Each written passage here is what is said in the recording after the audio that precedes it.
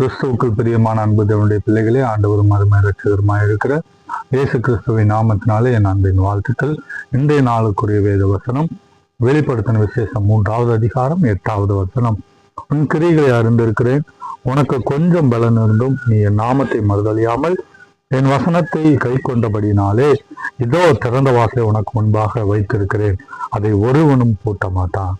ஆம் தேவனுடைய பிள்ளைகளே, இந்த 3வது அதிகாரம் 8வது வசனத்திலே அதனுடைய பின்பகுதியிலே சொல்லப்பட்டது போல, இதோ திறந்த வாசலை உனக்கு முன்பாக வைத்திருக்கிறேன், அதை ஒருவனும் பூட்ட மாட்டான். ஆம் அன்புக்குரிய தேவனுடைய பிள்ளைகளே, ஒருவேளை நீங்கள் கடந்த நாட்களிலே செய்த தவறுகளினாலே அல்லது உங்களுக்கு விரோதமாய் எழும்புவதனாலே உங்களை பகைக்கிறவங்க நிமித்தமாய் உங்களுக்கு வர வேண்டிய நன்மைகள் ஆசீர்வாதங்கள் தடைபட்டிருக்கலாம். அந்த வாசல் தடைபட்டு போயிருக்கலாம். இன்றைக்கு நான் உங்களுக்கு சொல்லுகிறேன், கர்த்தருடைய வார்த்தை இப்படியாய் சொல்லுகிறது, இதோ திறந்த வாசலை உனக்கு முன்பாக வைத்திருக்கிறேன், அதை ஒருவனும் பூட்ட மாட்டான்.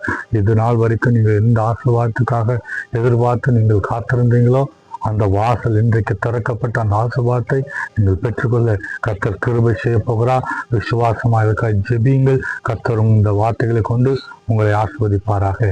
ஆமென். கிருபையில் ஆண்டவரே, ஆண்டவரும் அருமை இரட்சகருமாய் இருக்கிற இயேசுவின் நாமத்தினால் நாங்கள் ஜெபிக்கிறோம் ஐயா. இந்த வேளையில் உங்களுடைய பிள்ளைகள் எந்தெந்த காரியங்கள் எல்லாம் அவருடைய வாசல்கள் அடைக்கப்பட்டிருக்கிறதோ அந்த வாசல்கள் எல்லாம் திறந்து ஆண்டவரே ஒரு புதிய வாசலை அவர்களுக்கு தந்து அப்பா நீ ஆசீர்வதிக்கும்படியாக நாங்கள் ஜெபிக்கிறோம். ஆசீர்வாத வாசல்கள் எல்லாம் திறக்கப்படட்டும், அதை ஒருவன் பூட்டக்கூடாதபடிக்கு கர்த்தர் ஆண்டவரே பெரிய அதிசயங்களை அற்புதங்களை அவருடைய வாழ்க்கையிலே செய்தார்.